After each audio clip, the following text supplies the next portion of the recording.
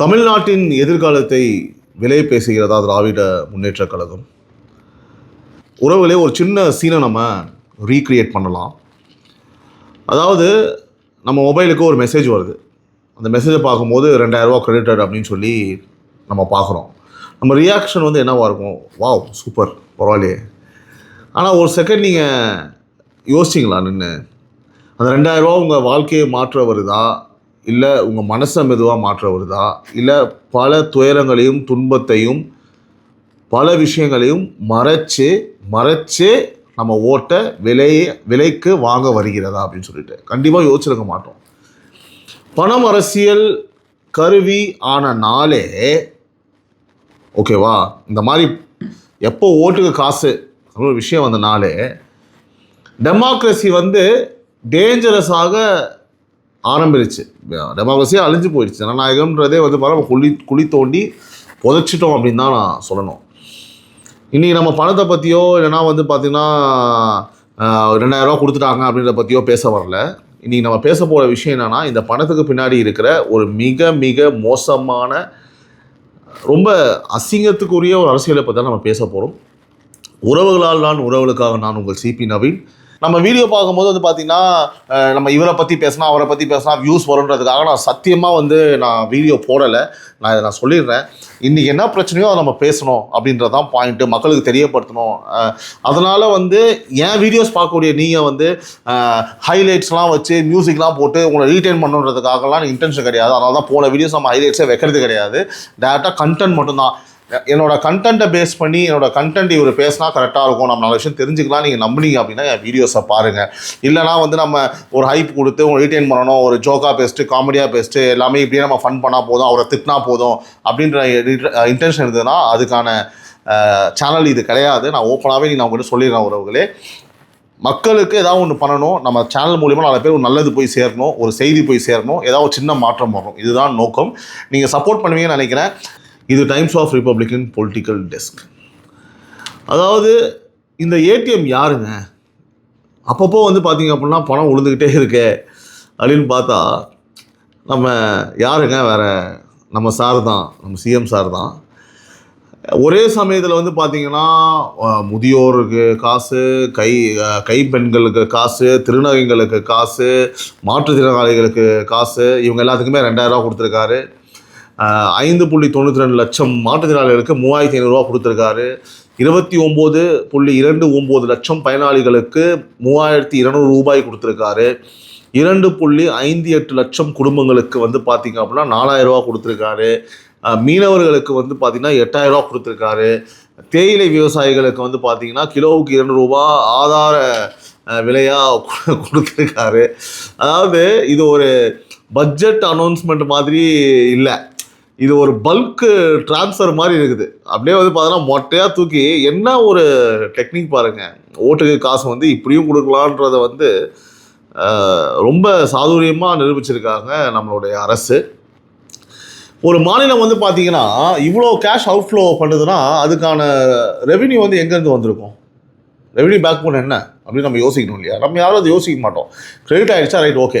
ஜிஎஸ்டிக்கான collection வந்து boom ஆனதா, இல்லைனா வந்து இண்டஸ்ட்ரியல் அவுட்புட் வந்து பார்த்திங்க அப்படின்னா ஸ்பைக் ஆச்சா, இல்லைனா வந்து எக்ஸ்போர்ட்ஸ் வந்து டபுள் ஆகிடுச்சா, நம்மளோட அதாவது சுற்றி இருக்கிற வருமானம் இருக்கேன் இந்தியா தமிழ்நாட்டில் வருமானம் எல்லாமே அதிகமாக வேறு லெவல் ஆகி அதனால நம்மளுக்கு கொடுத்துருக்காங்களா அப்படின்னு கேட்டால் கடன் சுமை அதிகமாகிட்டே இருக்குது. இப்போ தெரியுதா, வரலாற்றிலேயே வந்து மிக அதிகமான கடன் சுமை ஆனதுக்கான காரணம் எதுக்கு? இதோ இந்த மாதிரி இலவசங்கள் கொடுக்கலாம். அரசு ஒரு குடும்பம் மாதிரி தாங்க. இன்கமும் இருக்கணும், சேவிங்ஸும் இருக்கணும், பிளானும் இருக்கணும். கேஷ் கொடுக்கறதுலாம் தவறு இல்லை. அதாவது இந்த மாதிரி வந்து திட்டங்களுக்கு மக்களுக்கு செயல்படுறது தவறு இல்லைங்க. ஆனால் இதை வந்து பார்த்திங்கன்னா ஒரு வருமானமாக ஈட்டி ஒரு லாபகரமாக இருக்குது அப்படின்னா அது பரவாயில்ல.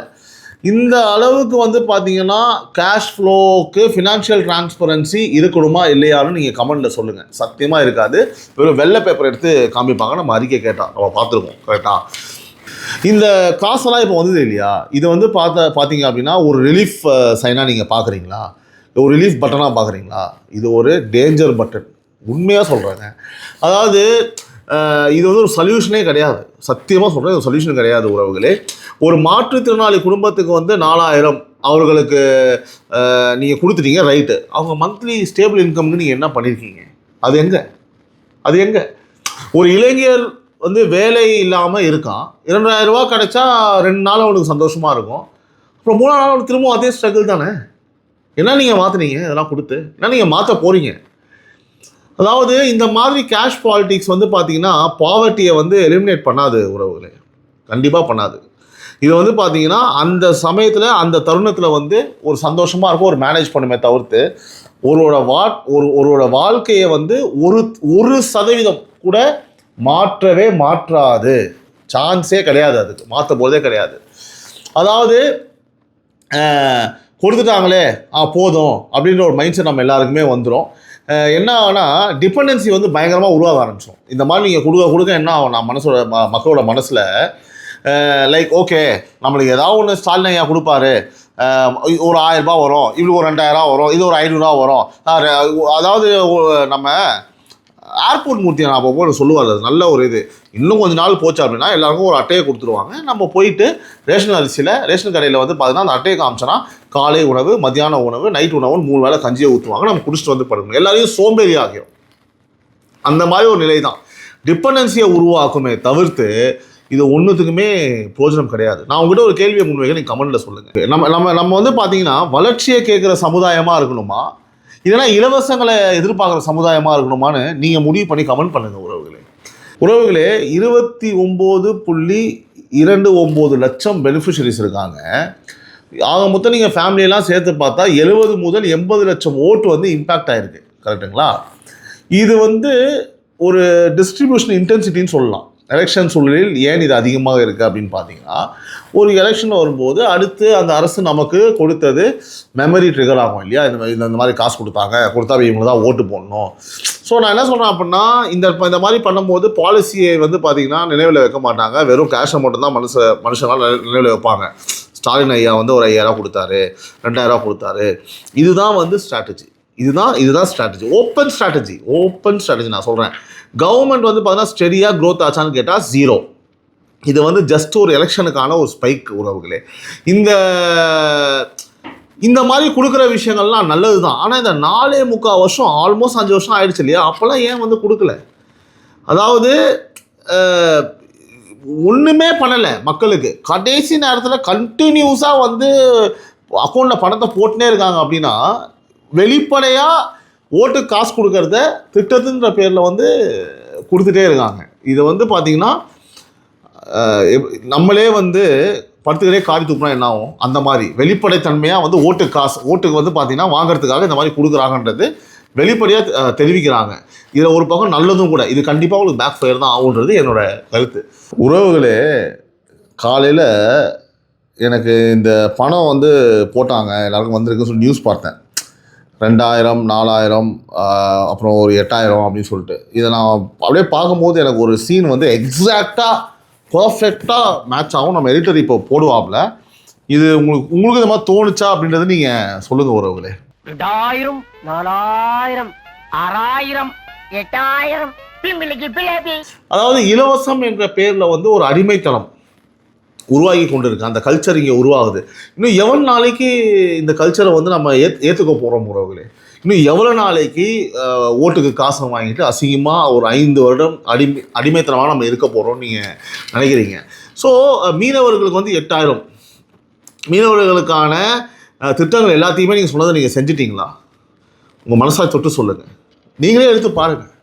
எவ்வளோ நீங்கள் வந்து ப்ராமிசஸ் கொடுத்தீங்க மீனவ சமுதாய மக்களுக்கு, அது நீங்கள் எவ்வளோ செஞ்சுருக்கீங்க அப்படின்றத நீங்களே எடுத்து பாருங்கள். இன்னொன்று வந்து பார்த்தீங்கன்னா, தேயிலை விவசாயிக்கு 2 ரூபா வந்து நம்ம சப்போர்ட்டு அப்படின்னு நீங்கள் சொல்கிறீங்க. நான் என்ன சொல்கிறேன், விவசாயம் அப்படின்னு சொன்னோடனே உடனடியாக நம்மளோட ஞாபகத்துக்கு வருவது என்னதுங்க சொல்லுங்கள்? அந்த நெல்மணிகள் எல்லாமே வந்து சுடுகாட்லேயும் ரோட்லேயும் அப்படியே போட்டு வச்சுருந்தாங்க தெரியுமாங்க. விவசாயிகள்லாம் எல்லாமே தானே விவசாயிகள் பெருமக்களுக்காக நீங்கள் என்ன பண்ணியிருக்கீங்க? அவங்கள ஏமாற்ற மட்டும் தான் செஞ்சுருக்கீங்க. ஒரு குடோன் கட்டி கொடுக்க உங்களுக்கு துப்பு கிடையாது.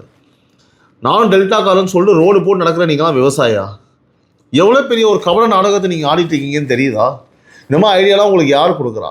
ஓகே, நான் சொல்கிறேன், ஸ்கில் டெவலப்மெண்ட் எங்கே, ஸ்டார்ட் அப் இன்குபேஷன் எங்கே, ஒரு இண்டஸ்ட்ரியல் காரிடர் எக்ஸ்பான்ஷன் எங்கே, வெளிநாட்டு முதலீடுகள் எங்கே?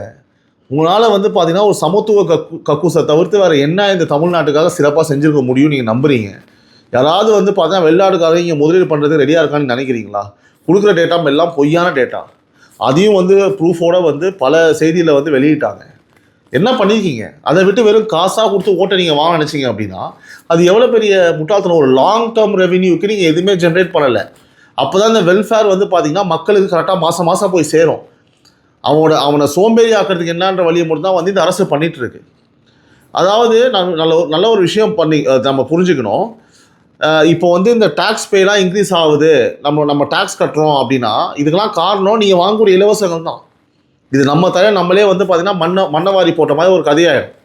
ஸோ அடுத்தபடியாக உறவுகளே, நான் ரொம்ப ஒன்று சொல்கிறேன். ஒரு டெம்பரரி ரிலீஃபை வந்து பார்த்திங்க அப்படின்னா நம்ம வளர்ச்சின்னு நினைக்கிறோம். நிறைய இடத்துல மக்களுக்கு வந்து பணம் தேவை தான், அது நிச்சயமாக நான் சொல்கிறேன், அது எந்த மாற்று கருத்து கிடையாது, அது உண்மை தான். ஆனால் இந்த காஸ்ட் ஆஃப் லிவிங்ன்றது வந்து பார்த்தீங்கன்னா நீங்கள் இந்த ஒரு 5000 வாங்கிட்டு போயிட்டீங்கன்னா அடுத்து கம்ப்ளீட்டாக அதிகமாகிடும். எல்லா விலைவாசியும் ஆல்ரெடி வந்து உயர்ந்திருக்கு. அதை நம்ம புரிஞ்சுக்கணும். அதுக்கான காரணம் என்ன? இந்த மாதிரி இலவசங்கள் தான் காரணம். புரிஞ்சுங்களா? இந்த மாதிரி இலவசங்கள் வாங்கும்போது கடன் அதிகமாகும் போது அதை கட்டுறது விலைவாசி உயர்த்துவான். எல்லாமே சுற்றி நம்ம தலையில் தான் வந்து விழும். ஒரு குறிப்பிட்ட ரொம்ப வருத்தத்துக்கான விஷயம் என்னன்னா, ஒரு குறிப்பிட்ட ஒரு ஜனம் இருக்குது, சரியா? அந்த குறிப்பிட்ட ஜனம் வந்து இதை கொடுக்கும்போது அவன் எதுவும் புரியாது. ஆஹா, இந்த நேரத்தில் வந்து நம்ம காசு கொடுக்க ஐயான்னு புரியும். ஆனால் மக்களே, அந்த புரிதல் இல்லாத மக்களுக்கு, புரிதல் உள்ள மக்கள் நீங்கள் இருப்பீங்க இல்லையா, அவங்க சொல்லி புரிய வைங்க. உங்களுக்கு தெரிஞ்சவங்க, பெரியம்மா, அம்மா, வயசானவங்க இருந்தாங்க, இல்லைனா புரியாதவங்க இருக்காங்க, அவங்க சோஷியல் மீடியாவே பார்க்க மாட்டாங்க அப்படின்னா தயவு செஞ்சு புரிய வைங்க. அம்மா, நீ ஓட்டு போட்டு போயிடுவேன், ஆனால் இது எல்லாமே வந்து எங்கள் தலையில் வந்து விடியும்.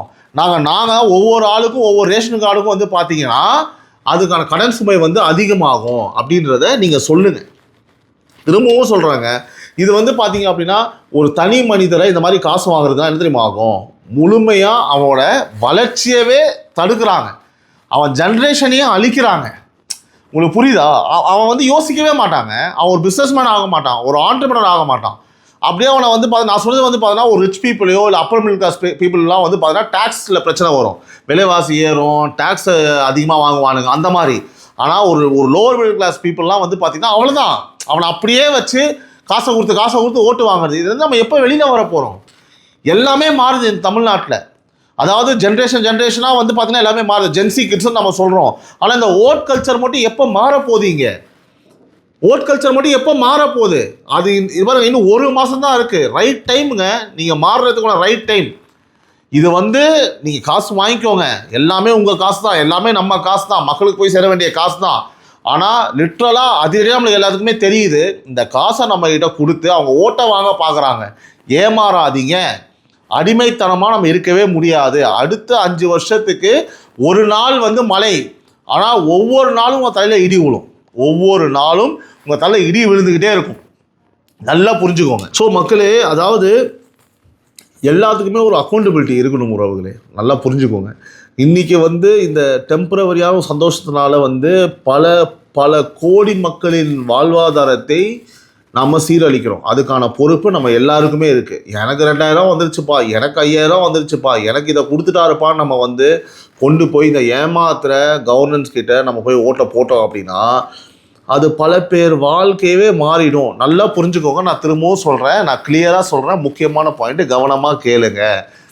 திமுகவை தவிர்த்து எந்த ஆட்சி வந்தாலும் இந்த மாதிரி இலவசங்களை கொடுக்க 100% வாய்ப்பு இருக்குது. ஒருவேளை இலவசமாக கொடுக்கலனா கூட அவங்க என்ன பண்ணுவாங்கன்னு கேட்டிங்கன்னா, உங்களை எப்படி வளர்க்கணும் அப்படின்ற திட்டத்தை அறிவித்து நீங்கள் சுயமாக சம்பாதிக்கிறதுக்கான வேலைகளை நிச்சயமாக செய்வாங்க. ஓகேவா?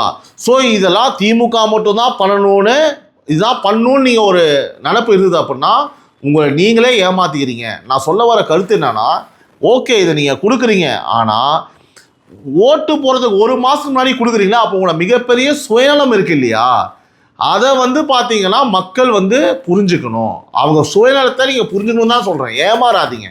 இதே வந்து அவங்க ஆட்சிக்கு வந்து 1 வருட காலத்தையும் 2 வருட காலத்தில் கண்டிப்பாக செஞ்சுருந்தாங்க அப்படின்னா ஓகே, திட்டங்கள் கொடுக்குறாங்க, உண்மையாகவே பாராட்டி இருக்கலாம். இப்போ வந்து நாங்கள் முடிகிறதுக்கு மாதிரி செய்யலாம் மிகப்பெரிய சுயநலம். கேட்டால் இவங்க என்ன சொல்கிறாங்கன்னா மக்கள் மறந்துடுவாங்க.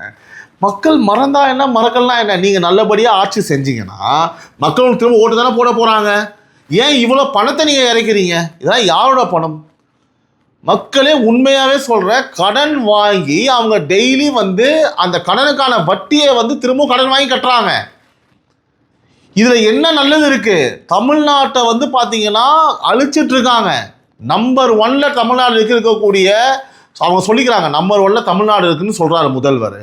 ஆனால் கடன் நம்பர் 1ல் இருக்குது. நம்பர் 1ல் நாங்கள் இருக்கோம் அப்படின்னு வந்து முதல்வர் சொல்கிறாரு.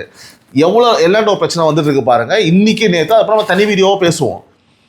இதுதான் நம்பர் 1 வந்து எல்லாண்டோ பாதுகாப்பில் டாப்பாக இருக்கிறதையும் பெண்கள் பாதுகாப்பு டாப்பாக இருக்கிறதுன்னு சொல்கிறதா? இப்போ நான் சொல்கிறதுனா இது வந்து முழுக்க முழுக்க ஒவ்வொருத்தரோட வாழ்க்கையுமே வந்து கேள்விக்குறி ஆக்க போகிற ஒரு தருணம். இந்த காசு வந்து வாங்கிட்டு நீங்கள் ஓட்டை திமுக போட்டிங்கன்னா 5 வருடத்திற்கு அடிமையாக தான் இருக்க வேண்டும். நம்ம தலையில் தினம் தினம் இடி விழும். ஃபினான்ஷியலாக நம்ம பயங்கரமாக லாக் ஆகும். ஒவ்வொருத்தருடைய தனிப்பட்ட வாழ்க்கை இருக்கு இல்லையா, தனிப்பட்ட ஒவ்வொரு நபருடைய வாழ்வாதாரம் பாதிப்புக்கு உள்ளாகும். இது ஃபேட்டு. இது வந்து நான் சும்மா சொல்லலை, இது நீங்கள் கன்ஃபார்மாக வச்சுக்கலாம். எப்படி நீங்கள் பண்ணுவீங்க? ஏன்னா டேட்டாவை எடுத்து பாருங்கள், புரிஞ்சுக்கோங்க. ஹையஸ்ட்டு ஓகேங்களா, இதுக்கெல்ல ஹையஸ்ட் பீக்கை நம்ம தொட்டுட்டோம் கடனில். சரிங்களா, இவ்வளோ விஷயங்களை அவங்க செய்கிறாங்க அப்படின்னா திரும்ப எப்படி இதை ரீபே பண்ணுவாங்க? ஏன்னா இங்கே வந்து பார்த்தீங்கன்னா பிஸ்னஸ் இன்வெஸ்ட்மெண்ட் கடன் வாங்கலாம், அதை வாங்கி எப்படி யூட்டிலைஸ் பண்ணணும்னு ஒரு விதம் இருக்குது இல்லையா? அதை வந்து ஒரு கம்பெனி ஆரம்பிச்சோ, ஒரு ஃபேக்ட்ரி ஆரம்பிச்சோ, அதுக்கு மக்களுக்கு வேலையை கொடுத்து வருவாயை இன்க்ரீஸ் பண்ணி அப்படி இவங்க பண்ணலை. வாங்கி இந்த மாதிரி மக்களுக்கு வந்து பார்த்தீங்கன்னா சொன்ன திட்டங்களை இப்போ கொடுத்து அவங்க ஓட் ட்ரான்ஸ்ஃபர் பண்ணுறதுக்காக மக்களை முழுமையாக ஏமாத்துறாங்க உறவுகளே.